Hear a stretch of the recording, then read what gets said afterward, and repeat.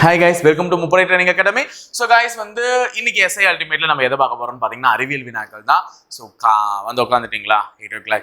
So நம்ம வழக்கம் போல சொல்றது தான், நிறைய படிச்சதை ரிவிஷன் பண்ணணும், நிறைய பாயிண்ட்ஸை தெரிஞ்சுக்கணும் அப்படின்னா இந்த ஒரு 30லேருந்து 35 நிமிஷத்துக்கு நீ செலவு பண்ணி தான் ஆகணும். கொஞ்சம் சப்போர்ட் பண்ணி செலவு பண்ணுங்க. அப்போ மட்டும்தான் உன்னால் என்ன பண்ண முடியும்னு பார்த்தீங்கன்னா, எந்த அளவுக்கு படிச்சன்றது உன் மைண்டில் ஸ்டோர் ஆயிருக்கோ அதை உன்னால் ரீகால் பண்ண முடியும். அதே நேரத்தில் நிறைய விஷயத்தை தெரிஞ்சுட்டு போக முடியும். ஸோ நிறைய படிங்க.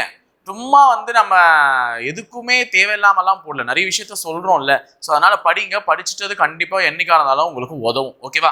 ஸோ அதுக்கு முன்னாடி ஒரு சின்ன ரிமைண்டர் என்ன அப்படின்னு பார்த்தீங்கன்னா, நம்ம லாஸ்டா பண்ணோம்ல அறிவியல் வினாக்கள், அதுல ஒரு சின்ன விஷயத்த நானே கொஞ்சம் தப்பா சொல்லிட்டு இருந்தேன். அது என்ன அப்படின்னு பார்த்தீங்கன்னா, கால்சியம் ஆக்சைடு. ஓகேவா?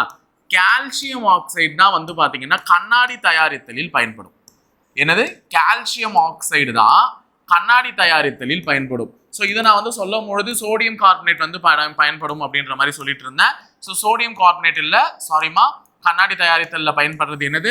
Calcium oxide. ஓகேவா? ஸோ இது நான் அந்த டேபிளேஷன்ல இருக்கக்கூடிய கன்ஃபியூஷன்ஸ்ல கொஞ்சம் மாற்றி சொல்லிட்டேன். ஸோ சோடியம் கார்பனேட் இல்லை, கால்சியம் ஆக்சைடு. அப்போ சோடியம் கார்பனேட் எதுக்கு அந்த கடின நீர் மென்னீராக்க பயன்படுறதுலாம் அப்படிலாம் பார்த்தோம்ல, அதெல்லாம் அதுக்கே தான் வச்சுக்கோங்க.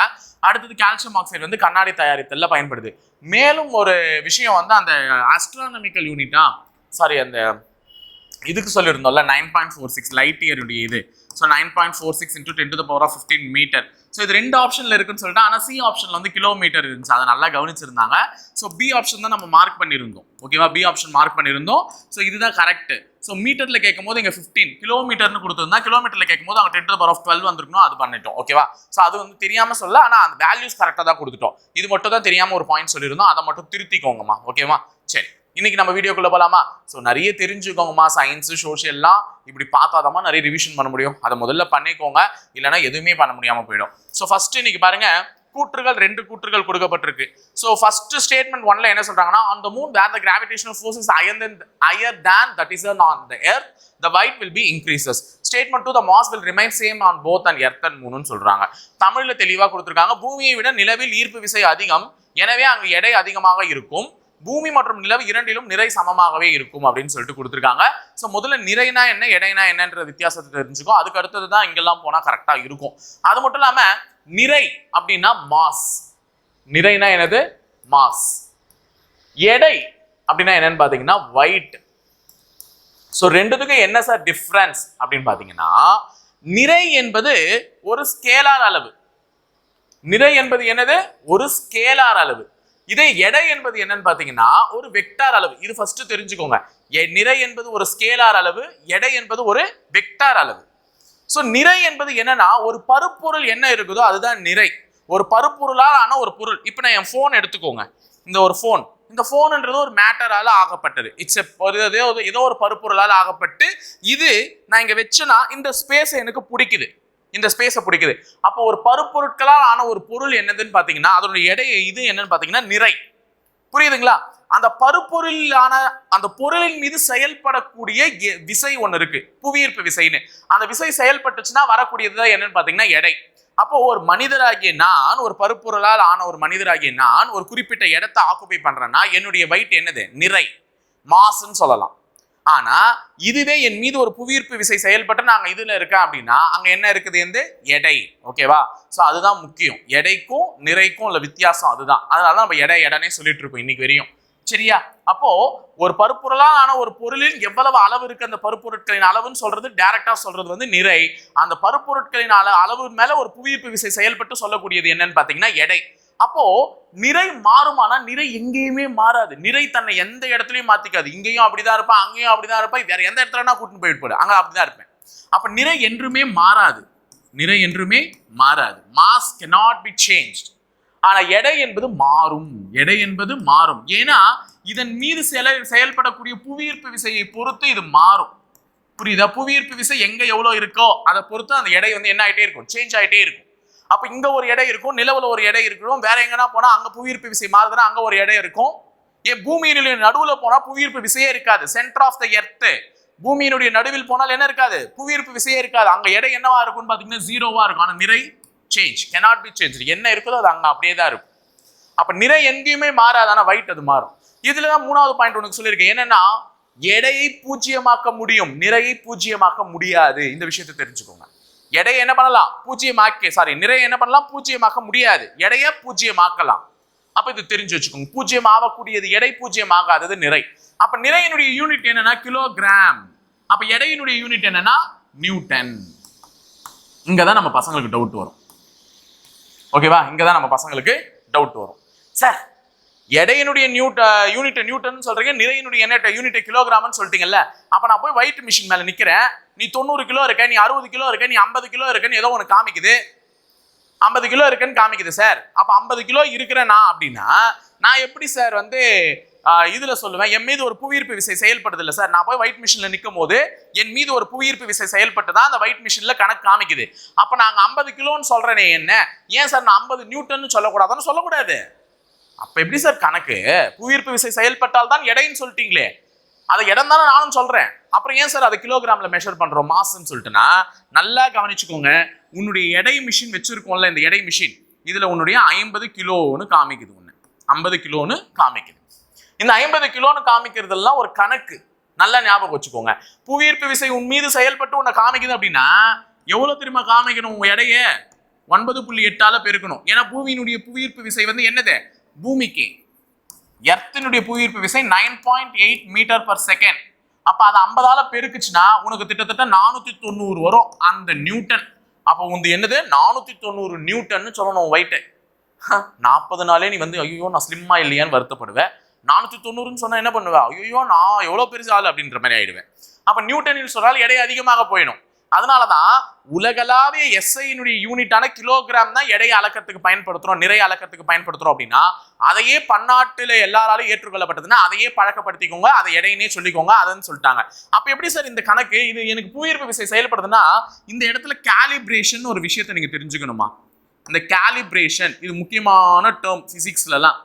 ஒரு பிசிக்கலா இருக்கக்கூடிய ஒரு மெஷர்மெண்ட் இன்ஸ்ட்ருமெண்ட்ஸ் வந்து எந்த தவறும் இல்லாமல் ரீடிங்கை அக்யூரேட்டா கொடுக்கணும்னா அந்த இடத்துல என்ன பண்ணுவாங்க? காலிபிரேட் பண்ணுவாங்க. அப்போ ஒரு வையிங் மிஷின், ஒரு எடை இயந்திரத்தை தயார் பண்ண உடனே அந்த எடை இயந்திரம் காலிபிரேட் பண்ணப்படும். என்னத்துன்னு காலிபிரேட் பண்ணப்படும்? அதில் காமிக்கக்கூடிய அளவுகள் சரியா இருக்கணும். நீ எடை கடைக்கெல்லாம் போகும்போது நிறைய பார்த்துருப்பேன், திடீர்னு வேற எதனா எடை காமிக்கும், மைனஸ்ல காமிக்கும், உடனே அவங்க எடுத்துட்டு ஏதோ பட்டன்லாம் அனுப்பிச்சுட்டு ஏதோ ஒன்று பண்ணிட்டு அந்த தராசை 0 ஆக்கிட்டு தான் மறுபடியும் எடையே போடுவார், பார்த்துருப்பீங்களே. அப்ப காலிபிரேஷன் இருக்கு, அந்த காலிபிரேட் பண்ணுவாங்க. என்னத்தை காலிபிரேட் பண்ணுவாங்கன்னா, நீ இங்க ஏறி நின்னா அங்க அளக்கப்படுவது உன்னுடைய எடை நியூட்டன். அதை 9.8 வகுக்குவாங்க, 9.8 வகுப்பாங்க. அப்போ உன்னுடைய எடையானது தான் நாங்க அளக்கப்படுது. ஏன்னா உன் மீது புவியீர்ப்பு விசை செயல்படுது, அந்த புவியீர்ப்பு விசையுடன் சேர்த்து தான் உன் எடை என்ன ஆகுது? அளக்கப்படுது அந்த மிஷின்ல. அப்ப 490 நியூட்டன் அளக்கப்பட்ட உன்னுடைய எடைய அந்த காலிபிரேஷன்ல அந்த கணக்கு வச்சிருப்பாங்க 9.8 வகுக்கிற மாதிரி. அதை வகுத்த உடனே உனக்கு டிஸ்பிளேல காமிக்கும், எவ்வளவு காமிக்கும்? 50 கிலோ. அப்பாடா நம்ம 50 கிலோ தான்டா இருக்கும் அப்படின்னு சொல்லிட்டு வந்துருவேன். அவ்வளவுதான். புரிஞ்சுச்சா? அப்போ இங்க காலிபிரேஷன் ஒண்ணு பண்ணதுனாலதான் உங்க எடையை வந்து என்னவா மாத்தி காமிக்கிறது? நிறையா மாத்தி காமிக்கிறது. அப்ப மிஷினுக்குள்ள அந்த வேலையை பண்றாங்க. அப்ப 3வது பாயிண்ட், இதுக்கு அடுத்த பாயிண்ட் நான் சொல்ல போறது என்ன அப்படின்னு பாத்தீங்கன்னா, இந்த மாஸ் நிறைய வந்து ஒரு வையிங் மிஷினால எடை இயந்திரத்தினால அளந்துடலாம். ஒரு வையிங் மிஷின், ஒரு எடை இயந்திரம், சாதாரண எடை இயந்திரத்தினால அளக்கலாம். ஆனா இந்த எடையை வந்து எதை கொண்டு அளக்க முடியும்னா ஸ்ப்ரிங் பேலன்ஸ், சுருள்வில் தராசு மூலமா தான் அளக்க முடியும். எதன் மூலமா அளக்க முடியும்? சுருள்வில் தராசு, இதுல அளக்க முடியும். இது ஒரு பாயிண்ட். இப்ப இதுலலாம் இவ்வளவு பாயிண்ட் சொல்லியிருக்கேன். அப்ப நிறை என்பது ஒரு ஸ்கேலார், எடை என்பது ஒரு வெக்டார். நிறை வந்து எங்கேயுமே தன்னை மாத்திக்காது, ஆனா எடை இடத்துக்கு தகுந்தாற் போல மாத்திக்கும். ஏன்னா புவியீர்ப்பு விசை அதன் மீது செயல்படக்கூடிய காரணத்தினால எடையை 0 ஆக்க முடியுமானா தாராளமா ஆக்கலாம். ஏன்னா சென்டர் ஆஃப் தி எர்த், பூமியினுடைய நடுப்பகுதிக்கு போகும்போது அங்க புவியீர்ப்பு விசை இருக்காது. அப்ப எடை என்ன ஆயிடும்? 0 ஆயிடும். ஆனா நிறை எங்குமே என்ன ஆகாது? 0 ஆகாது. அது எங்கேயுமே அங்கேயுமே எல்லா இடத்துலையும் ஒரே மாதிரி தான் இருக்கும். நிறையினுடைய எஸ்ஐ அலகு கிலோகிராம், எடையினுடைய அலகு வந்து நியூட்டன். ஸோ இதுல வந்து சாதாரண எடை இயந்திரத்தில் இது அளந்தல்லாம், அதுல சாதாரண எடை இயந்திரத்தில் அளக்க முடியாது, சுருள்வில் தராசுல தான் அளக்க முடியும். ஸோ இவ்வளோ பாயிண்ட்ஸ் நான் ஃபர்ஸ்ட் அதை வச்சு ரிலேட்டடா சொல்லிட்டேன். இப்போ எடைக்கும் நிறைக்கும் என்ன விஷயம் தெரிஞ்சுச்சா? இப்ப இங்க வாங்க. ஆன் த மூன், பூமியை விட நிலவில் ஈர்ப்பு விசை அதிகமாமா? இதுவே தப்பு. ஈர்ப்பு விசை குறைவு. பூமியை விட நிலவில் ஈர்ப்பு விசை குறைவு. பூமி இது 9.8 மீட்டர் பர் செகண்ட்னு சொன்னேன். இது எதுக்கு? பூமிக்கு. நிலவுக்கு எவ்வளோன்னு பாத்தீங்கன்னா 1.625 மீட்டர் பர் செகண்ட்னா கிட்டத்தட்ட பூமியை விட 1/6 தான். 1/6 தான் புவியீர்ப்பு விசையை கொண்டது நிலவு. பூமியில 6 மடங்கு இருக்குன்னா நிலவுல 1 பங்கு தான் புவியீர்ப்பு விசை இருக்கே. சோ அதனால புவியீர்ப்பு விசை குறைவு. எனவே அங்கு எடை அதிகமாக இருக்குமானா கண்டிப்பா கிடையாது. அங்கு எடை குறைவாகத்தான் இருக்கும்.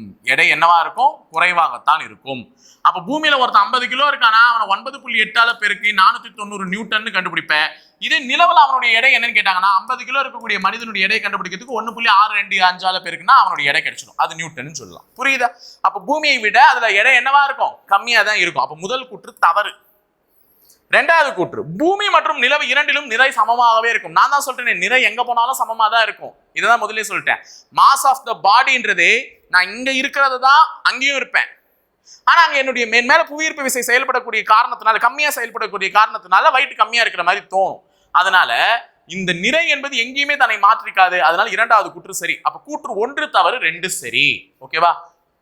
இனிமே இதை மறக்கவே கூடாது. எப்ப கேட்டாலும் கரெக்டா சொல்லணுமா இந்த பாயிண்ட்ஸுங்களா? சரி, இப்ப சொல்லுங்க பார்க்கலாம். எடை என்பது எதனுடைய எடை என்பது வெக்டார் அளவா ஸ்கேலார் அளவா? டக்குன்னு சொல்லுங்க பார்க்கலாம். கமெண்ட்ல சொல்லுங்க பார்க்கலாம். எடை என்பது வெக்டார் அளவா ஸ்கேலார் அளவா? டக்குன்னு சொல்லிட்டு போயிடுங்க. அடுத்தது, which of the following pair doesn't match with the fundamental quantities? இதெல்லாம் அடிக்கடி டக்குன்னு போயிடலாம். அடிப்படை அளவுகளுடன் பொருந்தாத எஸ்ஐ அலகுகள் என்னன்னு கேட்டிருக்காங்க. அடிப்படை அளவுகள் என்பது எத்தனைமா? Fundamental quantities 7. என்னென்னது? நீளம், நீளம்னு சொல்றோம். அது இங்கிலீஷ்ல என்னன்னு சொல்லுவீங்க? லென்த். அடுத்தது மாஸ், நிறை. அடுத்தது டைம், காலம் அப்படின்னு சொல்றோம். இந்த 3 பேரு 3 முக்கிய அலகுகள். இதுக்கு அடுத்தது வந்து டெம்பரேச்சர், வெப்பநிலை அப்படின்னு சொல்றோம். ஸோ அடிப்படை அலகுகள் 7. அதுல 4 இங்க எழுதி போட்டேன். மிச்சம் 3 பேர் இங்க இருக்காங்க. யார் யாரு? கரண்ட், மின்னோட்டம். மின்னோட்டத்தினுடைய அலகு எஸ்ஐ அலகு ஆம்பியர். சரியா இருக்கு. அப்ப இது ஒரு அடிப்படை அலகு. அடுத்தது ஒளிச்செறிவு. ஒளிச்செறிவினுடைய எஸ்ஐ அலகு கேண்டிலா. சரியா இருக்கு. பொருளின் அளவு, அமௌண்ட் ஆஃப் சப்ஸ்டன்ஸ், அது என்னது? மோல். சரியா இருக்கு. அப்ப அடிப்படை அலகுகள் மொத்தம் 7. அந்த 7 பேர் இவங்க தான். இதுல நீளத்தின் அலகு மீட்டர், எம். இது கிலோகிராம். நிறையின் அலகு டைம். காலத்தின் அலகு வந்து மீட்டர் பெர் செகண்ட், செகண்ட்ஸ். அது வேற, அது திசை, சாரி வேகம், செகண்ட்ஸ். அடுத்தது டெம்பரேச்சர் வந்து பார்த்தீங்கன்னா கெல்வின். டெம்பரேச்சர் வந்து என்னது? கெல்வின். அப்ப அடிப்படை அலகுகள் 7. அந்த 7 அலகுகள் இங்க கொடுக்கப்பட்டிருக்கு. இதுல எது பொருந்தாதது எதுன்னு கேட்டாங்கன்னா தலக்கோணம். இது வழி அலகுகள். தலக்கோணம் என்றது என்னது? Secondary quantities. அப்போ தலக்கோணத்தினுடைய அலகு, பிளேன் ஆங்கிளுடைய அலகு ரேடியன். அப்போ உனக்கு உடனே ஞாபகம் வரணும் இன்னொருத்தர் யார் அவர்னா சாலிட் ஆங்கிள். சாலிட் ஆங்கிளுடைய திண்ம கோணம் சொல்லுவோமா? தலக்கோணம், திண்ம கோணம். இந்த திண்ம கோணத்தினுடைய அலகு என்னவா இருக்கும்? ஸ்டேடியன். அவ்வளவுதான். ஞாபகம் வந்துருச்சா? அவ்வளவுதான், முடிஞ்சிச்சு. ஞாபகம் வந்தா ஓகே. சரியா? அவ்வளவுதான். அடுத்தது, which of the following works by Hooke's law? ஹூக்ஸின் விதிப்படி எது இயங்குகிறது? பின்வரும் எந்த தராசு இயங்குகிறதுன்னு சொல்றாங்க. ஹூக்ஸ் விதிப்படி. யார் அவர் ஹூக் அப்படின்னு பாத்தீங்கன்னா ராபர்ட் ஹூக் அப்படின்ற ஒருத்தர் தான். ஒரு மிகப்பெரிய அறிஞர், ஒரு அறிவியலாளர், ராபர்ட் ஹூக். இவரு 1660ஆம் ஆண்டு ஒன்னு கண்டுபிடிக்கிறார். அதுதான் என்னன்னா ஹூக்ஸ் விதி. என்னன்னு கண்டுபிடிக்கிறாருன்னா, இப்போ ஒரு ஸ்பிரிங் கட்டி தொங்க விட்டு இருப்போம். இப்படி கிட்ட கிட்ட கிட்ட கிட்ட இருக்கும். ஓகேவா? இந்த ஒரு ஸ்பிரிங். இந்த ஸ்பிரிங்கினுடைய இந்த முனையில நான் ஒரு கல்லோ அல்லது ஏதோ ஒரு பெரிய பரங்கிக்காயோ அல்லது ஒரு பெரிய தர்பூசணியோ, இப்போ தர்பூசணியில வேற நல்லா விலை கம்மியா விற்குதுன்னு வாங்கி சாப்பிட்றீங்க. ஸோ அந்த மாதிரி ஒரு பழங்களோ இல்லை ஏதோ ஒன்று கட்டி இங்க தொங்க விட்டா அப்ப என்ன ஆகும்னு பாத்தீங்கன்னா அந்த ஸ்பிரிங்கு விரிவடையும். இப்படி விரிவடைஞ்சு இப்படி தொங்கும். கரெக்டா? இங்க ஒரு நான் கல்லை தொங்க விட்டுருக்கேன்னா இந்த ஸ்பிரிங் என்ன ஆகும்? விரிவடையும். இதனுடைய எலாஸ்டிசிட்டி, நீட்சித்தன்மை என்பது விரிவடையும் இந்த ஸ்பிரிங்குக்கு. அப்ப அவர் சொல்றாரு, என்ன சொல்றாருன்னா, நீ எவ்வளவு வெயிட்டை கட்டி தொங்க விடுறியோ அந்த அளவுக்கு தான் அந்த விரிதல் அடையும். சின்ன கல்லை தொங்க விட்டனா ஸ்பிரிங் இவ்வளோண்டு விரிவடையும். சின்ன கல்லை தொங்க, பெரிய கல்லை தொங்க விட்டா பெரிய அளவுல விரிவடையும். சின்ன கல்லு சின்ன விரிவல், பெரிய கல்லு பெரிய விரிவு, அவ்வளவுதான். அப்ப இதை வச்சுதான் நீ சொல்லணும். அப்ப ஸ்பிரிங் விரிவடைவது என்பது எதை பொறுத்து இருக்கு? அதை பொறுத்துதான் இருக்கு. அந்த கட்டி விடுற வெயிட்டை பொறுத்துதான் இருக்கு. அவர் அதனாலதான் ஒரு விதியை எடுத்துட்டு வராரு. strain of the material is directly proportional to the stress applied.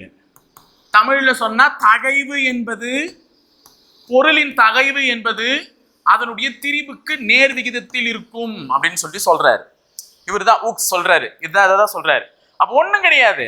சின்ன வயசுல தான் நம்ம புரிஞ்சுக்கிட்டதா, நீ எவ்வளவு வெயிட் கட்டி தொங்க விடுறியோ அதுக்கேற்ற மாதிரி அதனுடைய விரிதல் இருக்கும் போது, அவ்வளவுதான். அப்போ ஸ்ட்ரெயின் ஆஃப் த மெட்டீரியல், இந்த மெட்டீரியல் இருக்குல்ல, இந்த ஸ்ப்ரிங் வந்து ஏதாவது ஒரு மெட்டீரியல்ல தான் செய்யப்பட்டிருக்கும். அதனுடைய ஸ்ட்ரெயின் அது எவ்வளவு விரிவடையும்னா நீ அதுக்கு எவ்வளவு ஸ்ட்ரெஸ் கொடுக்குறியோ, புரியுதா?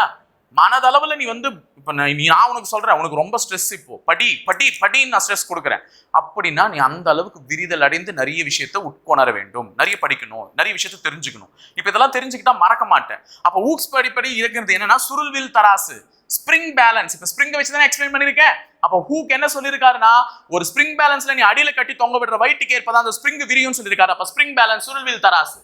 இந்த ஸ்ப்ரிங் பேலன்ஸ் மூலமா எதை அளவிடலாம் என்பதை நான் முதல் கேள்வியில சொல்லியிருந்தேன், ஞாபகம் இருக்கா? ஸ்ப்ரிங் பேலன்ஸ்ல எதை அளவிடலாம் என்றால் எடை, நிறை கிடையாது, தெரிஞ்சுக்கோங்க, எடை. சரியா? சோ அடுத்த क्वेश्चन என்னன்னு பாத்தீங்கன்னா one astronomical unit is, ஒரு வானியல் அலகு என்பது என்னன்னு கேக்குறாங்க. ஒரு வானியல் அலகு என்பது என்ன அப்படின்னு பாத்தீங்கன்னா 1.496 into 10 to the power of 11 meter. 1.496 into 10 to the power of 11 meter. இதெல்லாம் மனப்பாடம் பண்ணி வச்சுக்கோங்க. ஒரு வானியல் அலகு என்பது இதுதான். வானியல் அலகு நல்லா ஞாபகம் வச்சுக்கோங்க. வானியல் அலகு, இந்த வானியல் அலகு, இந்த ஒளியாண்டுன்னு சொல்லக்கூடிய லைட் இயர், ஆஸ்ட்ரோனாமிக்கல் யூனிட்ஸ், இதெல்லாம் எதுக்கான அலகுகள் அப்படின்னு பாத்தீங்கன்னா தொலைவை அளக்கக்கூடிய அலகுகள். எதுக்கு? தொலைவை அளக்கக்கூடிய அலகுகள். என்ன சார் தொலைவை அளக்குறேன் அப்படின்னு பாத்தீங்கன்னா, இப்ப நான் இங்க இருந்து ஒரு ஆம்பூர் போறேன், இல்ல நான் இங்க இருந்து வேலூர் தாண்டி ஒரு ஆற்காடு போறேன் பிரியாணி சாப்பிட்றதுக்கு அப்படின்னா நான் என்ன சொல்லுவேன், இவ்வளவு கிலோமீட்டர் டிஸ்டன்ஸ் கடந்து போறேன் அப்படின்னு சொல்லிடுவேன். அப்ப இத்தனை கிலோமீட்டர் டிஸ்டன்ஸ் கடந்து போனா எனக்கு அந்த இடமோ, இல்ல இத்தனை கிலோமீட்டர் டிஸ்டன்ஸ் கடந்து போனா எனக்கு இந்த இடமும் கிடைக்க போகுதுன்னு நான் சொல்லுவேன். இதெல்லாம் எப்போ? இங்க இருக்கக்கூடிய லென்த்தை மெஷர் பண்ணி கண்டுபிடிக்கும் போது. இனி வானத்துல சூரியனுக்கு பூமிக்கு எவ்வளவு தொலைவு? பக்கத்துல தான்டா இருக்குது, காலைல கூட எழுந்து பார்த்தா நல்லா மினிர்னு வெயில் அடிச்சிச்சு அப்படின்னு பார்த்தா தெரியுது. ஆனா பக்கத்துல யாருக்கான், அவங்க எத்தனையோ கிலோமீட்டர், மில்லியன் கிலோமீட்டர் தொலைவில் இருக்காரு. அப்ப அந்த டிஸ்டன்ஸ் எல்லாம் அளப்பதற்கு பயன்படக்கூடியது ஒரு வானியல் அலகு என்பது இதை சொல்லலாம், இல்லைன்னா லைட் இயர்னு சொல்லலாம். அப்ப அதெல்லாமே தொலைவுகளை, வானத்தில் உள்ள பொருட்களின் தொலைவுகளை, இடைப்பட்ட தொலைவுகளை அளக்க பயன்படக்கூடிய ஒரு பொருட்கள். அப்ப distance, to find out the distance. அப்ப ஒளியாண்டு என்பது எதை அளக்க பயன்படக்கூடிய ஒண்ணுன்னா டிஸ்டன்ஸ் அளக்க பயன்படக்கூடியது. இது தெரிஞ்சு வச்சுக்கோங்க. அப்ப இங்க கொடுத்திருக்கிறது என்னது? ஒளியாண்டுக்கான மதிப்பு. இதை தானே நான் அன்னைக்கே சொன்னேன், ஃபர்ஸ்ட் வீடியோலயே சொல்லிட்டேன்ல, லைட் இயர், ஒளியாண்டுக்கான மதிப்பு. சரியா? சரி, அப்ப இங்க கொடுத்திருக்கிறது என்ன? 3.26 ஒளியாண்டு. இது வந்து ஒரு பார்செக் அப்படின்ற அளவுக்கு சமம். இந்த பார்செக்ன்றது வானத்தில் உள்ள தொலைவை அளக்கக்கூடிய பயன்படுத்தக்கூடிய ஒரு அலகு. பார்செக், 1 பார்செக் அப்படின்னு சொல்லுவாங்க. அந்த பார்செக் என்பது வானத்தில் உள்ள தொலைவுகளை அளக்க பயன்படக்கூடிய ஒரு அலகு. அதனுடைய மதிப்பு என்னன்னா 3.26 லைட் இயர், 3.26 ஒளியாண்டுகள் ஆகும். சரியா? அப்ப இவ்வளவு விஷயத்தை இந்த வீடியோல இதுல சொல்லிட்டேன். இப்ப இதுல உங்களுக்கு இன்னும் 2 விஷயத்த சொல்ல போறேன். அது என்னென்ன அப்படின்னு பாத்தீங்கன்னா 1 சோலார் டே அப்படின்னு சொல்லுவாங்க, ஒரு சூரிய நாள். இதெல்லாம் வந்து புக்ல இருக்கும், தெரிஞ்சு வச்சுக்கோங்க. ஒரு சூரிய நாள். இன்னொன்னு 1 லியூனார் மந்த் அப்படின்னு சொல்லுவாங்க, ஒரு நிலவு மாதம். ஒரு நிலவு மாதம், ஒரு நிலவு மாதம் என்பது 27.3 நாட்கள், டேஸ். சரியா? 27.3 நாட்கள். அதாவது ஒரு நிலவு என்பது ஒரு முழு சுத்தி வர்றதுக்கு 27.3 நாட்கள் ஆகும். புரியுதா? அதனால லியூனார் மந்த்ன்றது 27.3 நாட்கள். அதனாலதான் நமக்கு அமாவாசை, பௌர்ணமி மாறி மாறி மாறி மாறி வருது. தேஞ்சு திருப்பி வளர்ந்து வர்றது. அப்போ ஒரு லியூனார் மந்த் என்பது 27.3 நாட்கள். இதே ஒரு சோலார் டே அப்படின்றது ஒண்ணும் இல்லை, ஒரு சூரிய நாள் என்பது பூமி தன்னைத்தானே சுற்றி கொள்ள எடுத்துக்கொள்ளக்கூடிய நேரம். அதுதான். அதனாலதான் இரவு பகல் உங்களுக்கு வருது இல்லை. அது எவ்வளவுன்னு பாத்தீங்கன்னா 86,400 செகண்ட்ஸ். செகண்ட்ஸ்ல சொல்லுங்க, 86,400 செகண்ட்ஸ். ஏன்னா ஒரு நாளைக்கு இவ்வளவு செகண்ட்ஸ் இருக்கு. இத்தனை செகண்ட்ஸ் தான் கொண்டு குவிச்சுக்கிட்டு இருக்கோம், நம்ம வேஸ்ட் பண்ணிக்கிட்டு டைமை.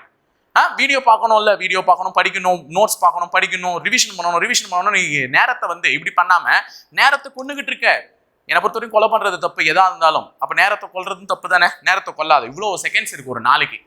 86,400 செகண்டை வேஸ்ட் பண்ணிடாத. புரியுதா?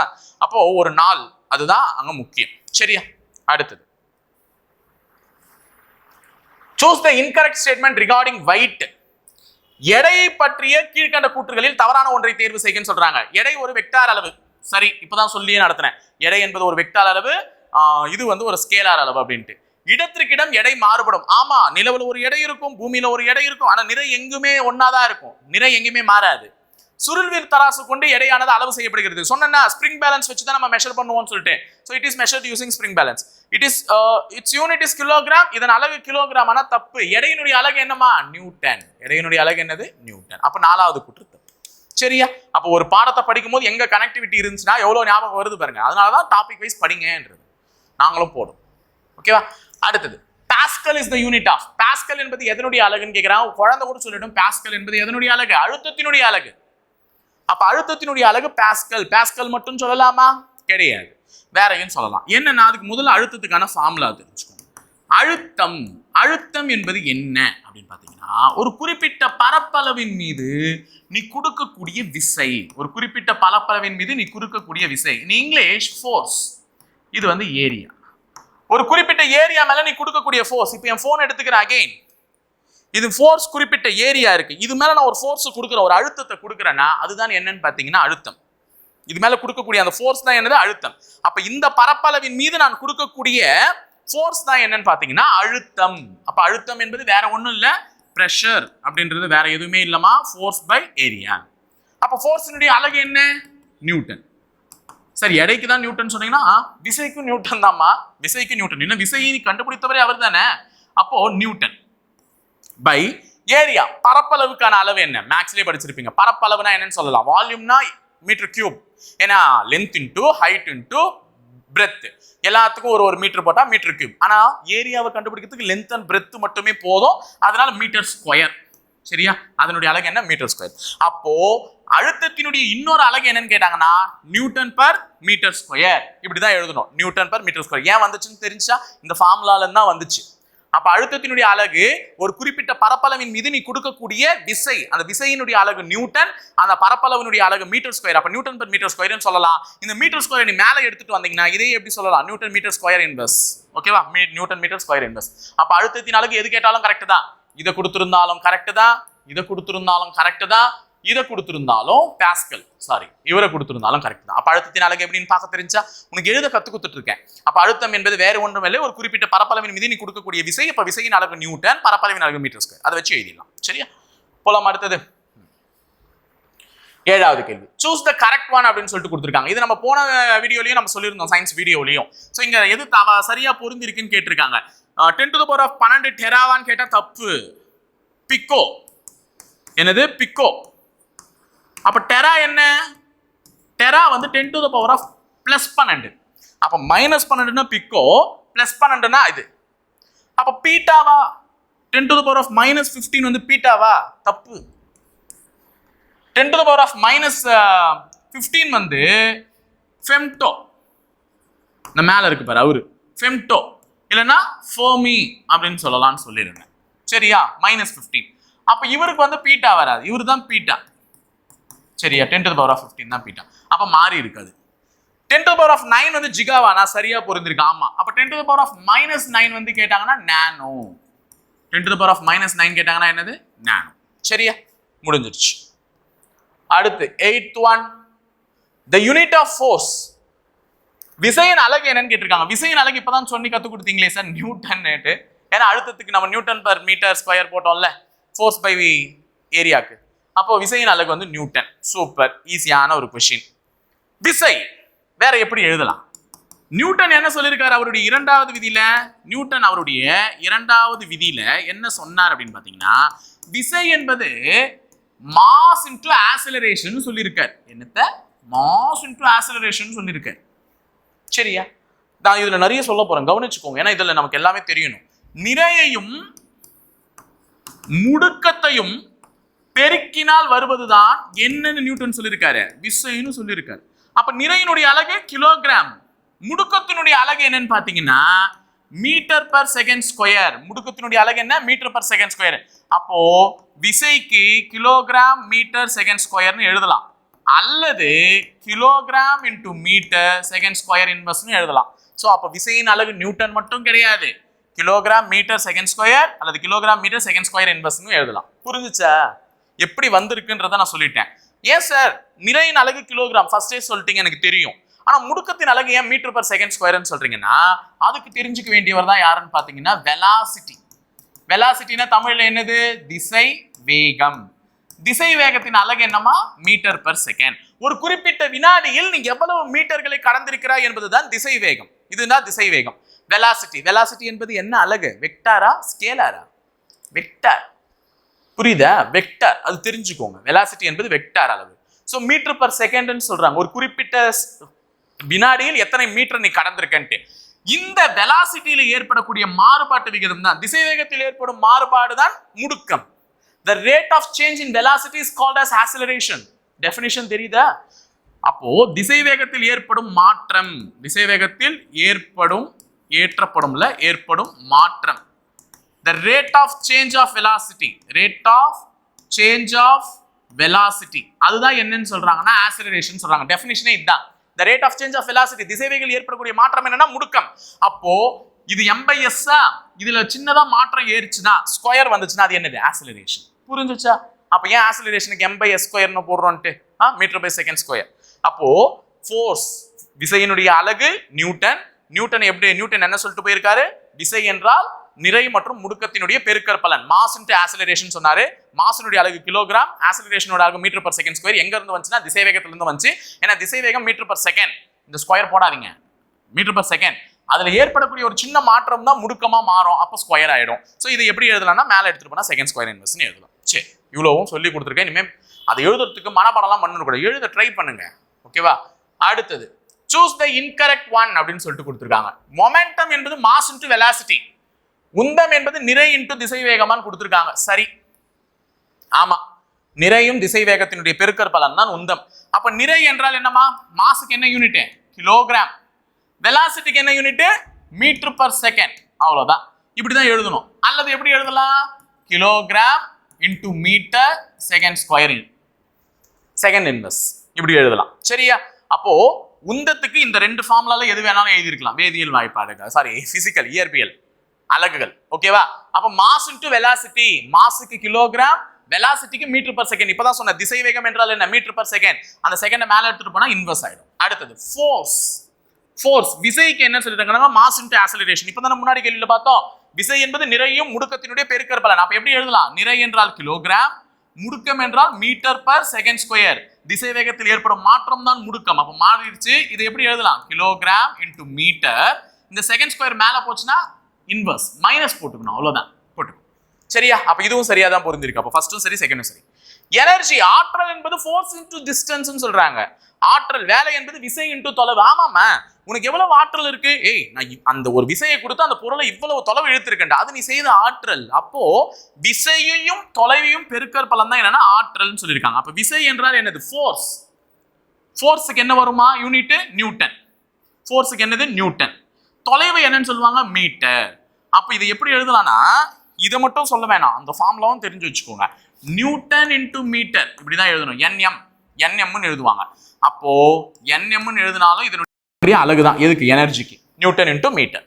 அப்ப இதுவும் கரெக்டா தான் இருக்கு. அப்ப எது தப்பு? கடைசி தான். அழுத்தம்னா விசை இன்டு பரப்பளவா. இப்ப அதுவா பார்த்தோம், விசை பை பரப்பளவுன்னு பார்த்தோம். டிவைடட் வரணுங்க, பெருக்கல் வரக்கூடாது. தப்பு. ஓகேவா? சரி, அப்ப தவறானது எதுன்னு கண்டுபிடிச்சிட்டீங்க. இப்ப எழுதுறதுக்கெல்லாம் கத்துக்கிட்டீங்க. அடுத்து 10வது கேள்வி என்ன கொடுத்திருக்காங்கன்னா, national physical laboratory is located in தேசிய இயற்பியல் ஆய்வகம் அமைந்துள்ள இடம் எதுன்னு கேட்டிருக்காங்க. முக்கியமான ஒரு கேள்வி. டெல்லியில் தான் அமைய பெற்றுள்ளது, புது டெல்லியில் இருக்கு. இங்கதான் CSIR அப்படின்னு சொல்லக்கூடிய council of scientific and industrial research, அதுதான் பிசிக்கல் லேபரட்டரியுடைய ஒரு இதுவே. CSIR அங்கதான் அமைஞ்சிருக்கு. அப்ப CSIR எங்க இருக்குன்னு கேட்பாங்க. Council of scientific and industrial research இது எங்க இருக்குன்னு கேட்டாங்கனாலும் எங்க இருக்கு? புதுடெல்லியில தான் இருக்கு, சொல்லிக்கோங்க. ஓகேவா? சரி, அடுத்தது போயிடலாம். அடுத்து வந்து பாத்தீங்கன்னா 11வது கேள்வி. The SI unit of luminous intensity is lumen. The SI unit of luminous flux is candela. ஒளிச்செறிவின் SI அலகு lumen, ஒளி பாயத்தின் SI அலகு candela. ரெண்டுமே தப்பு. லியூமன் இதுக்கு வரணும், கேண்டிலா இதுக்கு வரணும். அவ்வளவுதான், ரெண்டுமே தப்பு. அப்ப கூற்று 1 மற்றும் 2 தவறு. டி. ஒளிச்செறிவின் SI அலகு தான் கேண்டிலா. ஃபர்ஸ்டே பார்த்துட்டோம். அலகுகள்ல 7 அடிப்படை அலகுகள்ல ஒளிச்செறிவு என்பது ஒரு அலகு. அந்த ஒளிச்செறிவினுடைய SI அலகு என்னது? கேண்டிலா. ஒளி பாயத்தினுடைய SI அலகு தான் என்னன்னா லியூமன். மாறி இருக்குமா? ரெண்டுமே தப்பா இருக்கு. என்ன சார் ஒளிச்செறிவு, என்ன ஒளி பாயம்? வித்தியாசம் நான் ஒரே விஷயத்துல சொல்லிடுறேன், கத்துக்கோங்க. நாளை பின்ன அதை ஒரு கூற்று மாதிரி கொடுத்துட்டு இதுதான் ஒளிச்செறிவை குறிக்கிறதானா ஆமான்னு சொல்ல தெரியணும், இல்ல இல்லைன்னு சொல்ல தெரியணும். அப்ப ஒளிச்செறிவு என்றால் என்ன, ஒளி பாயம் என்றால் என்னன்றது தெரிஞ்சுக்கணும். ஒரு டார்ச் அடிக்கிறேன், அந்த டார்ச் எவ்வளவு லைட்டை உங்களுக்கு கொடுக்க முடியும் அப்படின்றது வந்து பாத்தீங்கன்னா ஒளி பாயம். 60 வாட்ஸ் பல்பு வச்சிருக்கோமா, 60 வாட்ஸ் பல்பு, ஒரு பல்பு இருக்கு 60 வாட்ஸ். அப்ப 60 வாட்ஸ் பவர் கொண்டு எரியக்கூடிய அந்த பல்பு எவ்வளவு வெளிச்சம் தர முடியும் அப்படின்னா அது என்னது? ஒளி பாயம் மொத்தம் தரக்கூடியது. அந்த வெளிச்சம் எவ்வளவு தொலைவு போகுன்றது ஒளிச்செறிவு. அப்ப நான் டார்ச் அடிக்கிறேன், அந்த டார்ச்ல எவ்வளவு லைட் வருதுன்றது ஒளிப்பாயம், அந்த லைட் எவ்வளவு தொலைவு அது நமக்கு கவர் பண்ணுது. இப்ப டார்ச் அடிச்சா முழுக்க ரோடு முழுக்க உனக்கு வெளிச்சமா தெரிஞ்சிருமா? கிடையாது. ஒரு குறிப்பிட்ட எல்லை வரையும் தெரியும். நீ நகர நகர நகர நகர லைட்டும் நகர்ந்துகிட்டே போகும். அப்போ அது எவ்வளவு தொலைவு தெரியுது, அந்த வெளிச்சம் எவ்வளவு தொலைவு உனக்கு தெரியுது என்று, அந்த ஒளி எவ்வளவு செறிவாக இருக்கிறது என்பதுதான் ஒளி செறிவு. எவ்வளவு செறிவுனா எவ்வளவு எடுத்துட்டு போகுது உனக்கு கூம்பா அந்த வளைவுல எவ்வளவு எடுத்துட்டு போகுது. கார்ல எல்லாம் நைட் டிராவல் பண்ணிருப்பீங்க, பைக்ல எல்லாம் நைட் டிராவல் பண்ணிருப்பீங்க. ஃபுல்லா ரோடு ஃபுல்லா வெள்ளையாயிடுமா லைட் அடிச்சோனே? கிடையாது. கொஞ்சம் தூரம் வரையும் தெரியும், அப்படியே போயிட்டே இருக்கும். அந்த ஒளி செறிவு. எவ்வளவு லைட் அது தர முடியும்ன்றது வந்து ஒளிப்பாயம். வித்தியாசம் தெரிஞ்சுக்கணும். ஓகேவா? சரி, அடுத்தது கூற்று. அடுத்தது 12வது கேள்வியில இருக்கு. என்ன கேட்டிருக்காங்கன்னா, electric charge is measured in ampere. Ammeter is a device used to measure the electric current. மின்னூட்டம் ஆம்பியர் என்ற அலகினால் அளவிடப்படுகிறது. மின்னோட்டமானது அம்மீட்டர் என்ற கருவியின் மூலம் அளக்கப்படுகிறது. எனக்கு தெரிஞ்ச 2வது கூற்று சரி. மின்னோட்டத்தை அளக்க பயன்படுவது அம்மீட்டர். ஏன்னா மின்னோட்டம் என்பது ஆம்பியர் என்ற அலகுகளை கொண்ட ஒரு கரண்டினுடைய அலகு வந்து ஆம்பியர். அதை வந்து அம்மீட்டர் என்ற ஒரு உபகரணம் டிவைஸ் மூலமா தான் நம்மளால மெஷர் பண்ண முடியும். So ammeter is the device used to measure electric current is the right statement. But மின்னூட்டம் தமிழ்ல தான் கவனமா கவனிக்கணும். கேள்வி அப்புறமா நான் தப்பா படிச்சிட்டேன் சார் அப்படிலாம் சொல்லக்கூடாது. மின்னோட்டம் வேற, மின்னூட்டம் வேற. சரியா? மின்னூட்டம் என்பது சார்ஜ், மின்னோட்டம் என்பது கரண்ட். அது என்ன சார் மின்னூட்டம்? மின்னோட்டம் அப்படின்னா மின்னூட்டம் சார்ஜ் அப்படின்னு எடுத்துக்கிட்டீங்கன்னு வச்சுக்கோங்க. ஒரு செகண்ட்ல ஒரு ஆம்பியர் கரண்ட் போகும். அதை மெஷர் பண்றது தான் சார்ஜ். ஒரு ஆம்பியர் கரண்ட் ஒரு செகண்ட்ல எவ்வளவு போகுதுன்றதை மெஷர் பண்றதுக்கு தான் சார்ஜ். புரியுதா? சார்ஜ் ஏத்துறேன் அப்படின்னு சொல்றீங்கல்ல, அப்ப கரண்ட்டை ஏற்றுகிறாய். அப்ப கரண்ட் சார்ஜ் வேற, கரண்ட் வேற. தெரிஞ்சுக்கோங்க. கரண்ட் அந்த ஃப்ளோ ஆஃப் எலக்ட்ரான்ஸ் வந்து அந்த இதுல பேட்டரியில வந்து என்ன பண்ற, ஸ்டோர் பண்ற போன்ல சார்ஜ் ஏத்துறது மூலமா. அப்போ ஒரு செகண்டுக்கு எவ்வளவு ஆம்ஸ் கரண்ட்டை வந்து நீ ஏத்துற அந்த பேட்டரியில, இவ்வளவு மில்லி ஆம்ஸ் கரண்ட் அப்படிலாம் பேட்டரி ரேட்டிங் பார்த்து வாங்குவல்ல. அப்போ ஒரு செகண்டுக்கு எவ்வளவு ஆம்பியர் கரண்ட்டை ஏற்றுகிறாய் என்பதுதான் என்னது, சார்ஜ், மின்னூட்டம். அதனுடைய அலகு ஆம்பியரா என்று கேட்டால் கிடையாது. அதனுடைய அலகு என்னது, கூலும். ஓகேவா? அப்ப ஆம்பியர் கிடையாது, கூலும். அப்ப முதல் கூற்று தவிர 2வது கூற்று சரி. Answer A option. புரிஞ்சுதா? அப்போ இது மாதிரி சார்ஜ்ல 2 வெரைட்டி இருக்கு. ஒன்னு நேர் மின்னூட்டம், எதிர் மின்னூட்டம்னு இருக்கு. பாசிட்டிவ் சார்ஜ், நெகட்டிவ் சார்ஜ்லாம் கூட. புரிஞ்சுதா? சரி, அப்ப சார்ஜ் வேற, கரண்ட் வேற. தெரிஞ்சுக்கோங்க. அடுத்து 13வது கேள்வி ஒரு நல்ல கேள்வி. எக்ஸ்பிளைன் தான் பண்ண போறோம், இதுக்கு எழுதிலாம் போட போறது இல்லை. When dropped from a height in vacuum bodies of different size, shape and mass, வெற்றிடத்தில் வெவ்வேறு நிறை கொண்ட பொருட்கள் யாவும் ஒரே உயரத்தில் இருந்து விழும்போது நிகழ்வது என்ன? நிறை அப்படின்னா என்னன்னு சொல்லிட்டோம். அந்த பருப்பொருட்களால் ஆன ஒரு உருவம் தான் நிறை. இப்ப நான் ஒரு காகிதம் எடுத்துக்கிறேன், ஒரு பெரிய கல் எடுத்துக்கிறேன். இப்ப நான் மாடியில தான் நடத்திட்டு இருக்கேன் கிளாஸ் அப்படின்னா, நான் போய் போடுறேன் ஒரு காகிதத்தையும் ஒரு கல்லையும் கீழே போடுறேன். ஹைட்டான பிளேஸ்ல இருந்து எதுமா முதல்ல போய் பூமியை ரீச் ஆகும்? கல்லு. ஊருக்கே தெரியும். ஏன்னா கல்லினுடைய எடை, நிறை அதிகம், பேப்பர் அந்த காகிதத்தினுடைய நிறை குறைவு. அப்ப அது மெல்ல மெல்ல மெல்ல மெல்லன்னு போகும். ஆனா கல்லு சடார்னு போய் விழுந்துடும். காரணம் என்னன்னா, ஒரு மனிதனாக இருக்கட்டும் அல்லது பூமியில் உள்ள எந்த ஒரு பொருட்களாக இருக்கட்டும், இயல்பாகவே அவர்கள் மீது ஒரு விசை செயல்படும். அதுதான் என்னன்னு பாத்தீங்கன்னா புவியீர்ப்பு விசை. அதுதான் என்னது, புவியீர்ப்பு விசை. எல்லாருக்குமே இருக்கா இது?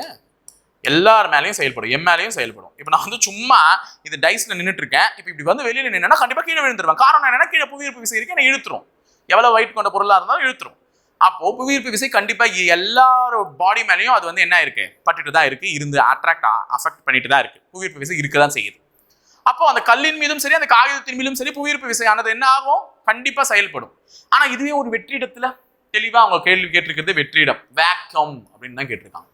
வேக்கம்ல வந்து பாத்தீங்கன்னா காற்றே இருக்காது, அங்க புவியீர்ப்பு விசையும் இருக்காது. அப்ப எந்த இதுவுமே இல்லாத பொழுது, ஒரு புவியீர்ப்பு விசையே செயல்படாத போது, அந்த 2 பொருட்களின் மீதும், ஒரு காகிதத்தின் மீதும் சரி, ஒரு கல்லின் மீதும் சரி, புவியீர்ப்பு விசையே செயல்படாத போது இரண்டுமே ஒரே டைம்ல தான் என்ன ஆகும் பாத்தீங்கன்னா பூமியை ரீச் ஆகும். என்ன சார் சொல்றீங்க, காகிதமும் கல்லும் ஒரே மாதிரி, கல்லு பேப்பர் மாதிரி மெதுவா பறக்குமானா? ஆமா பறக்கும். காரணம் என்னன்னா, அங்க புவியீர்ப்பு விசை இல்ல, அந்த பொருட்களின் மீது செயல்பட வேண்டிய புவியீர்ப்பு விசை இல்ல. அதனால அதுங்களுடைய நிறை மாறாது, ஆனா எடை அந்த இடத்துல மாறி இருக்கும். காரணம் புவியீர்ப்பு விசை இல்ல. நிறை எப்பவுமே பொருட்களுக்கு சேம், நம்ம எங்கேயுமே மாறாது. அப்ப நான் கல்லை இங்க கொண்டு போய் போடுறேன்னா, அதன் மீது செயல்படக்கூடிய புவியீர்ப்பு விசை தான் அந்த எடையுள்ள பொருட்களை வேகமாக கவர்ந்து பூமியில இழுக்குது. சீக்கிரமா வா என்கிட்ட வந்துரு அப்படின்ட்டு. ஆனா இதுவே புவியீர்ப்பு விசையே இல்லாத ஒரு இடத்துல போய் வச்சா, அங்க எடை என்பது எனக்கு கிடையவே கிடையாது. ஏன்னா எடை அங்க என்ன ஆயிடும், பூஜ்ஜியம் ஆயிடும். அப்ப நிறை பூஜ்ஜியம் ஆகாதுல்ல, நிறை இருக்கும். அந்த நிறையுள்ள பொருட்கள் அப்படியே மெல்ல மெல்ல மெல்ல மெல்ல வரும், அங்க எதுவுமே செயல்படாது. அப்ப அந்த இடத்துல அதனுடைய பொருட்களுடைய சைஸுக்கு மதிப்பில்லை, பொருட்களுடைய ஷேப்புக்கு மதிப்பில்லை, பொருளுடைய நிறைக்கு மதிப்பில்லை, எதுக்குமே மதிப்பில்லை. அது ரெண்டுமே ஒரே மாதிரி தான் வரும் அப்படின்னு சொல்றாங்க. அது என்னன்னு பாத்தீங்கன்னா fall at the same rate and reach the ground at the same time. இரண்டு பொருட்களும் ஒரே நேரத்தில் தரையை வந்தடையும். இதுதான் அதுக்கான ஆன்சர். தெரிஞ்சுக்கிட்டீங்களா? அடுத்து 14வது கேள்வி. The product of the mass and velocity of a moving body given the magnitude of. இயங்கும் பொருளின் நிறை மற்றும் திசைவேகத்தின் பெருக்கற்பலன். நிறை என்றால் என்னது? கிலோகிராம். திசைவேகம் என்றால் என்னது? Metre per second. இது என்னன்னு பார்த்தோம்? உந்தம்னு பார்த்தோம். அவ்வளவுதான். லீனியர் மொமெண்டம் முடிஞ்சிச்சு. Linear momentum. சரியா? அடுத்து 15வது கேள்வி. அகைன் ஸ்டேட்மெண்ட் பத்தி கொடுத்திருக்காங்க. Choose the correct statement related to the inertia. Inertia என்றால் நிலைமம். ஒரு முக்கியமான கேள்விமா, இதை தெரிஞ்சுக்கோங்க. 3 எக்ஸாம்பிள் தான், டக்கு டக்குன்னு சொல்லிட்டு போயிடலாம். ஓகேவா? An athlete runs some distance before jumping because this will help him jump longer and higher inertia on motion. When you make the sharp turn while driving a car, you tend to hear sideways inertia of rest ன்னு சொல்றாங்க. So inertia நிலைமம் அப்படின்னும் போது 3 வகையான நிலைமங்கள் இருக்கு. என்ன அப்படின்னு பாத்தீங்கன்னா, ஓய்வில் நிலைமம். நல்லா ஞாபகம் வச்சுக்கோங்க. ஓய்வில் நிலைமம், அதுதான் வந்து இங்கிலீஷ்ல வந்து இனர்ஷியா ஆஃப் ரெஸ்ட். அடுத்தது இன்னொன்னு என்னன்னு சொல்றாங்கன்னா, இயக்கத்திற்கான நிலைமம். இயக்கத்திற்கான நிலைமம் ரெண்டாவது, இயக்கத்திற்கான நிலைமம், அதுதான் இங்கிலீஷ்ல இனர்ஷியா ஆஃப் மோஷன் அப்படின்னு சொல்றாங்க. மூன்றாவது வந்து திசையில் நிலைமம். திசையில் நிலைமம் அது இங்க குறிப்பிடப்படலை, ஆனா அதையும் எழுதி வச்சுக்கோங்க. Direction of inertia. Direction of inertia. இந்த மூணும் என்னன்னு தெரிஞ்சுக்கோங்க. நியூட்டன் அவருடைய முதல் விதி பேர் என்னது? நிலைம விதின்னு சொல்லுவோம். நிலைம விதி, ஒரு பொருள் அதனுடைய இயக்கத்திலே தொடர்ந்து இயங்கிட்டு இருக்கும். எக்ஸ்டர்னலா ஒரு ஃபோர்ஸ் வந்து டச் ஆகிற வரையும் அது பாட்டுன்னு சுத்திட்டு இருக்கும். இப்போ இந்த பெண்ணை நான் வந்து இப்படி சுத்த விட்டுறேன்னு வச்சுக்கோ, ஒரு மாதிரி கிளாக் வைஸ் இப்படி சுத்த விட்டுட்டு இருக்கேன்னா, இது பாட்டு நான் வந்து ஸ்டாப் பண்ற வரையும் என்ன பண்ணிட்டு இருக்கும்? சுத்திட்டு தான் இருக்கும். ஒரு ஃபோர்ஸ் சடால்னு இது மேல பட்டுச்சுனா தான் இதனுடைய இயக்கத்திலிருந்து இது மாறுபடும். அது வரையும் அதுக்கு சொன்னப்பட்ட வேலையில தான் செய்யும். அதுதான் நியூட்டனுடைய முதல் விதி, நிலைம விதின்னு சொல்றாங்க. அப்ப எக்ஸ்டர்னலா ஒரு ஃபோர்ஸ் வர வரையும் அந்த பொருட்கள் அப்படிதான் இயங்கிட்டு இருக்கும். இதுதான் வந்து நான் 3 விஷயத்த சொல்றேன். ஃபர்ஸ்ட் ஓய்வில் நிலைமம் சொல்றேன். Inertia of rest. நம்ம பஸ்ல உட்காந்துட்டு இருப்போம், கதெல்லாம் பேசிட்டு இருப்போம். திடீர்னு வந்து டிரைவர் வண்டியை ஸ்டார்ட் பண்ணோடனே என்ன எப்படின்னு போயிட்டு பின்னாடி போயிட்டு இப்படி முன்னாடி வருவோம். ஏன்னா நம்ம பாடி அப்போ ஓய்வுல இருந்தது. நம்ம பாடி என்னவா இருந்தது? ஓய்வுல இருந்தது. சடனா ஒரு பஸ் ஸ்டார்ட் பண்ண உடனே நம்மளால என்ன பண்ண முடியும்? நம்மள கண்ட்ரோல் பண்ண முடியாம பின்னாடி போயிட்டு முன்னாடி இப்படி வருவோம். புரிஞ்சுச்சா? அதுதான் ஓய்வில் நிலைமத்திற்கான ஒரு சிறந்த எடுத்துக்காட்டு. அப்போ ஓய்வில் இருக்கக்கூடிய உன்னுடைய பாடியின் மீது அவர் கொடுக்கக்கூடிய ஒரு விசை செயல்படும் பொழுது நீ அந்த இடத்துல தடுமாறுற. அதுதான் ஓய்வில் நிலைமம். அடுத்தது இயக்கத்திற்கான நிலைமம். இயக்கத்திற்கான நிலைமம் அப்படின்னா, ஒரு பொருள் இயக்க நிலையிலே இருக்கும், அப்ப அதன் மீது ஒரு விசை செயல்படுறதுனால அது செய்ய வேண்டிய வழக்கமான வேலையை விட அதிகமா செய்யும். இதுதான் நீங்க இப்ப லாங் ஜம்ப், ஹை ஜம்ப்லாம் இருக்குல்ல உங்களோட பிசிக்கல் ஈவெண்ட்ஸ்ல. லாங் ஜம்ப்புக்கு எடுத்தோன்னே இங்க வந்து நின்றுட்டு ஹே குதிடா அப்படின்னா குதிச்சிடுவிய. உன்னால எவ்வளவு தாண்டி குதிக்க முடியும்? தாண்டவே முடியாது. அப்ப முன்னாடி கொஞ்ச நேரம் ஓடி வரான். ஏன் அதுக்காக ஓடி வரான்? இன்னும் அதிகமா குதிக்கணும் அப்படின்னு சொல்லிட்டு. அப்போ உன்னுடைய உடம்பை முதல்ல இயக்க நிலையில வச்சுக்கிறான். கொஞ்சம் தூரம் ஓடுறதன் மூலமா இயக்க நிலையில வச்சுக்கிறான். அப்படி இயக்க நிலையில வைக்கும் போது எக்ஸ்டர்னலா ஒரு விசை அவன் கொடுக்குறான், ஜம்ப் பண்ண ட்ரை பண்றான். அப்ப ஜம்ப் பண்ணும் போது அவனால எக்ஸஸா குதிக்க முடியுது. அதுதான் இயக்கத்திற்கான நிலைமை. இயக்க நிலையில இருக்கக்கூடிய ஒரு பொருள் மீது ஒரு விசையை கொடுக்கும் பொழுது அது வழக்கமான வேலையை விட அதிகமா செய்யுது. அது இயக்கத்திற்கான நிலைமை, இனர்ஷியா ஆஃப் மோஷன். அப்ப ஃபர்ஸ்ட் ஸ்டேட்மெண்ட் சரி. ஒரு அத்லட் ஏன் நீளம் தாண்டுதல் போட்டியில கொஞ்ச நேரம் ஓடுறாங்கன்னா அது இயக்கத்திற்கான நிலைமம். கொஞ்சம் இயக்கத்திலே இருந்தா அதுல வந்து ஒரு விஷயம் கொடுக்கும்போது தாண்டிடுறாரு. இன்னொரு திசையில் நிலைமம் சொல்றாங்க, இனர்ஷியா ஆஃப் டைரக்ஷன். வண்டி ஓட்டுறவங்க எல்லாம் பார்த்திருப்பீங்க, வண்டி ஓட்டிட்டே இருப்பாங்க. திடீர்னு வந்து ஒரு சடார்னு வளையும் போது இப்படி நான் லெஃப்ட் டர்ன் எடுக்கிறேன், சடார்னு இப்படி லெஃப்ட் டர்ன் எடுக்கும் போது வண்டி ஓட்டுறவங்களை பார்த்தா தெரியும், இப்படி வளைவாங்க, இப்படின்னு வளைவாங்க. எடுக்கிறது லெஃப்ட், ஆனா அவன் பாடி எந்த பக்கம் போகுது? ரைட் டர்ன்ல போடுது. அப்ப திசை மாறுதா? திசை மாறுது. ஏன்னா காரு இப்படி இருக்குன்னு வச்சுக்கோங்கம்மா, இதுதான் வழின்னு வச்சுக்கோங்க.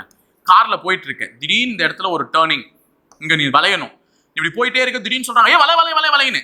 அப்போ உன் பாடி இப்ப நேரா போறதுக்கு அடாப்ட் ஆயிடுச்சு. ஏன்னா எங்கேயுமே இல்ல, நீ பாட்டு நேரா போயிட்டு இருக்க. திடீர்னு திரும்புன்னு சொல்லும் போது இந்த பக்கம் திரும்புறேன். இப்படி திரும்பும் போது சாதாரண அந்த காரை இப்படி வளைக்கும் போது உன் பாடி இப்படி என்ன ஆகிடும்? ரைட்ல போகும். இப்படியே வளைப்பேன், பார்த்துருப்பீங்க படத்துல எல்லாம். வளைக்கும் போது அப்படியே இப்படின்னு வளைப்பாங்க. ஓகேவா? ஸோ அப்போ உன் பாடி எதிர் திசையில போது. இதுதான் டைரக்ஷன் ஆஃப் திசையில் நிலைமம், டைரக்ஷன் ஆஃப் இனர்ஷியா. அப்போ ஓடும் மகிழ்ந்து வலைப்பாதையில் செல்லும் போது பயணியர் ஒரு பக்கமாக சாய காரணம் ஓய்வில் நிலைமம் கிடையாது, திசையில் நிலைமம். இனர்ஷியா ஆஃப் ரெஸ்ட் கிடையாது, டைரக்ஷன். புரியுதா? அப்ப 2வது குற்று தவறு. சரியா? அப்ப முதல் கூற்றுக்கும் ரெண்டாவது கூற்றுக்கு என்ன வித்தியாசம் தெரிஞ்சுச்சா? முதல் கூற்று சரி, இந்த 3 இயல் நிலைமம் தான் இருக்கு. இந்த 3 பத்தி தெரிஞ்சுக்கிட்டா எந்த கேள்வியா இருந்தாலும் போட்டுடலாம். அடுத்து 16வது கேள்வி. மேட்ச் த ஃபாலோவிங் கொடுத்துருக்காங்க. இவ்வளவு நேரம் உட்காந்து தான் சொல்லிட்டு இருந்தோம். Momentum kilogram metre second. மொமெண்டம்னாலே கிலோகிராம் மீட்டர் பர் செகண்ட். எதனா அந்த செகண்ட் மேல போச்சுன்னா செகண்ட் இன்வர்ஸ் எழுதலாம். சரியா தான் இருக்கு, நேராவே பொருந்தி இருக்கு. மொமெண்ட் ஆஃப் த ஃபோர்ஸ்னா நியூட்டன் மீட்டர். சரி, விசையின் திருப்பு திறன் வந்து நியூட்டன் மீட்டர்.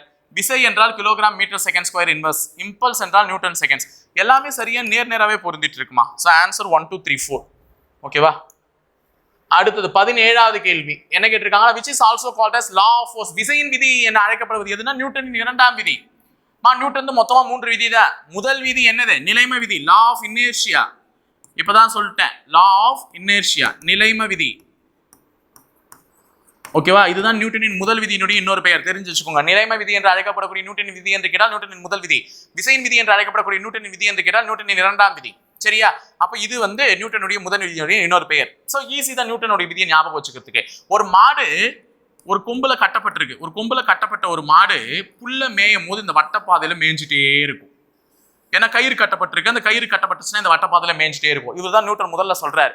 மாடானது கண்டிப்பா இதுக்கு ஞாபகம் வச்சுக்கிறதுக்கு சொல்ற, மாடானது வெளியிலிருந்து எந்த ஒரு புறவிசை செயல்படாத பொழுது அது பாட்டுன்னு சுத்தின்னு இருக்கும். அது ஒரு மோஷன்ல தான் சுத்தின்னு இருக்கும். கைத்துல கட்டி விட்ட மாதிரி இது மட்டும் தான் சுத்தினே இருக்கும், எந்த ஒரு புறவிசை செயல்படாத போது. அப்ப பொருட்களானது தங்களுடைய இயக்க நிலையில் இருக்கும், எந்த ஒரு புறவிசையும் செயல்படாத போது. இதுதான் நியூட்டனின் முதல் விதி.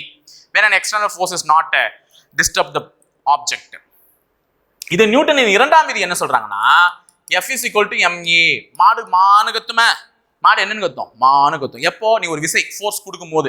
அப்போ சும்மா சுத்திட்டு இருக்க மாட்டை போய் நீ எட்டி வச்சன்னு வச்சுக்கோ, மாடு உடனே என்ன கத்தும்? மா அப்படின்னு கத்தும். அப்போ ஃபோர்ஸ் விசை கொடுத்துருக்க, அந்த விசை கொடுத்த உடனே அது மானு கத்துது. அதுதான் சொல்றாரு விசை என்பது என்னது? Mass into acceleration. அப்ப எக்ஸ்டர்னலா ஒரு புறவிசை செயல்படுதுன்னா அது நிறை இன்டு முடுக்கம் அப்படின்னு சொல்றாரு. இது நியூட்டனினுடைய இரண்டாம் விதி, விசையின் விதி. இதுதான் நியூட்டன் மூன்றாவது விதி. என்ன சொன்னோம்? எட்டி வச்சோடனே மாடு சும்மா இருக்குமா? என்னேட எட்டி உதைக்கிற அப்படின்னு சொல்லிட்டு என்ன பண்ணுவோம்? ரிப்பீட் ஒன்று கொடுக்கும். எந்த ஒரு விசைக்கும் சமமான எதிர்விசை உண்டு. அதுதான் நியூட்டன் மூன்றாவது விதி சொல்றேன். ஒரு மாட்டு கதையிலே இது முடிச்சிடலாம் நியூட்டனுடைய 3 விதிகளையும். சரி, அடுத்தது 18வது கேள்வி. when you go for ride in a merry-go-round in amusement park, you will experience an outward pull as merry-go-round rotates above vertical axis. This is due to. பொழுதுபோக்கு பூங்காவில் குடைராட்டத்தில் நீங்கள் சுற்றும் பொழுது நீங்கள் எந்த மாதிரியான விசையை உணர்கிறீர்கள் என்றால் மைய விலக்கு விசை. நான் அன்னைக்கு போன வீடியோல கேட்டிருந்தேன், குடைராட்டினத்துல எந்த மாதிரியான விசை இருக்கும்னா மைய விலக்கு விசை. ஆனா இங்க கொடுத்துருக்கிறது தப்பு, merry-go-round வராது. அது வந்து கையை பிடிச்சி சுத்துற மாதிரியான ஒரு விளையாட்டு வந்துடும். மொத்தம் ஆனா அந்த மாதிரி ராட்டினத்துல எல்லாம் செயல்படக்கூடிய ஒரு விசை வந்து மைய விலக்கு விசை. அடுத்து 19வது கேள்வி. when your body is thrown vertically, முக்கியமான question upward in space at the highest point, the body has dash velocity. ஒரு பொருளை செங்குத்தாக மேல் நோக்கி இருந்தால் பொருளின் திசை வேகம் படிப்படியாக குறைந்து பெரும உயரத்தை அடைந்த நிலையில் டேஷ் மதிப்பு பெறுகிறது. இப்போ இந்த பொருள் மார்க்கர் இருக்கு, இதை நான் இப்படி தூக்கி போடுறேன். இப்படி நான் தூக்கி போடும் போது இது மேல போகும். ஸோ நான் ஒரு விசை கொடுத்துருக்கேன், அந்த விசைக்கு ஏற்ப இது மேல போகும். இது நான் கொடுத்த விசையின் மூலமாக மேல போகும். ஆனா பூமியில எந்த ஒரு பொருள் மீது என்ன விசை செயல்படுதுன்னு சொன்னேன்? புவியீர்ப்பு விசை செயல்படுதுன்னு சொன்னேன். அப்ப இது மேல போக போக கீழே இருக்கிற புவியீர்ப்பு விசையில மேல போவாத கீழவான்னு அதை ஈர்க்க ஆரம்பிக்கும். அப்ப என்னுடைய விசையை வச்சுக்கிட்டு இது எவ்வளவு தொலைவு மேல போக முடியுமோ அவ்வளவு தொலைவு பெரும உயரத்தை அடையும். அதுக்கு மேல அதனால போக முடியல, ஐயோ கீழே இருக்கிறவன் என்ன ரொம்ப எடுக்கிறான்னு சொல்லிட்டு என்ன ஆயிடும்? டாடான்னு கீழே விழ ஆரம்பிச்சு. புரியுதா? அப்ப இப்படி போட்டா டக்குன்னு கீழே வரும். அப்ப அதனுடைய பெரும உயரம் இவ்வளவு தொலைவு தான் உயரம்னா அந்த பெரும உயரத்தை அடையும் பொழுது அதனுடைய மதிப்பு என்னவாயிடும் பாத்தீங்கன்னா 0, பூஜ்ஜிய மதிப்பு. ஏன்னா பூஜ்ஜியம், அதுக்கு மேல அதனால போக முடியல. நீ கொடுத்த விசை எனக்கு ஃபியூல் காலி ஆயிடுச்சுடா, பெட்ரோல் இவ்வளவுதான் கொடுத்தேன், நான் அவ்வளவு தொலைவு போயிட்டேன், கீழே இருக்கிறவன் அதை விட பிடிச்சி இழுக்க ஆரம்பிச்சிட்டான். அப்ப கொடுத்த பெட்ரோல் காலி ஆயிடுச்சு, 0 ஆயிடுச்சுன்னு சொல்லிட்டு நான் மறுபடியும் கீழே வந்துட்டேன் அப்படின்னு சொல்லலாம். அப்ப பெரும உயரத்தை அடையும் பொழுது அதனுடைய இது வந்து பூஜ்ஜிய மதிப்பு. அடுத்தது last, repetitive 2 and 4 formation of an object at regular interval of time. ஒரு புள்ளியை மையமாக கொண்டு மீண்டும் மீண்டும் முன்னும் பின்னுமாக இயங்கும் பொருட்களுடைய இயக்கம் என்னன்னு கேட்டிருக்காங்க. நம்ம எல்லாருமே பார்த்திருப்போம், ஊசல் கடிகாரம் இப்படி இப்படின்னு போகும், இப்படி இப்படின்னு வரும், அவ்வளவுதான். இந்த புள்ளியை மையமா வச்சுக்கிட்டு முன்னும் பின்னும் போயிட்டு வந்துச்சுன்னா அது என்னது? அலைவு இயக்கத்திற்கான ஒரு உதாரணம் சொல்றாங்க, ஆசிலேட்டரி மோஷன். லீனியர் மோஷன் தான் ஒரு கார்ல நேரான ஒரு ரோட்ல போறவனை வந்து லீனியர் மோஷன் சொல்லுவாங்க. வட்ட இயக்கம்னா கடிகாரம் சுத்துறது, ஃபேன் சுத்துறது, கோல் வந்து நம்ம பூமி வந்து செயற்கைக்கோள் சுத்துறது எல்லாமே வட்ட இயக்கத்துக்கான ஒண்ணுது. ஒழுங்கற்ற இயக்கம்னா ஒரு கண்ணாபின்னான் பறவை ஒரு கண்ணாபின்னான் பறந்து போறதெல்லாம் ஒழுங்கற்ற இயக்கம். ஸோ இது எல்லாமே அதுக்கான எக்ஸாம்பிள். ஸோ இயக்கங்கள், விசைகள் அண்ட் தென் வந்து அளவீடுகள் கொஞ்சம் பார்த்துருக்கும். ஸோ இதையுமே தொடர்ந்து பார்ப்போம். ஓகேவா? ஸோ இந்த டாப்பிக்கை கிளாரிஃபை பண்ணிச்சுன்னா அடுத்த ஃபிசிக்ஸ்ல இன்னொரு டாபிக் போலாம். ஸோ தொடர்ந்து எஸ்ஐ அல்டிமேட்டுக்கு சப்போர்ட் பண்ணாதான் நிறைய விஷயத்தை தெரிஞ்சுக்க முடியும். சப்போர்ட் பண்ண ரெடியா இருக்கீங்களா? இருக்கும். ஓகேவா? ஸோ பண்ணுவீங்க. ஸோ எல்லாருமே பிடிச்சிருந்தா வீடியோ பிடிச்சிருந்தா ஒரு லைக் போடுறது மட்டும் இல்லாமல் ஒரு ஹார்ட்டை போட்டு போயிடுங்க. ஓகேவா? நான் வெயிட் பண்ணிட்டு இருக்கேன் உங்கள் ஹார்ட்காக. ஸோ பார்க்கலாம். இணைந்திருங்கள், தொடர்ந்து பயணிப்போம் முப்படை பயிற்சி மையத்தோட. நன்றி, வணக்கம்.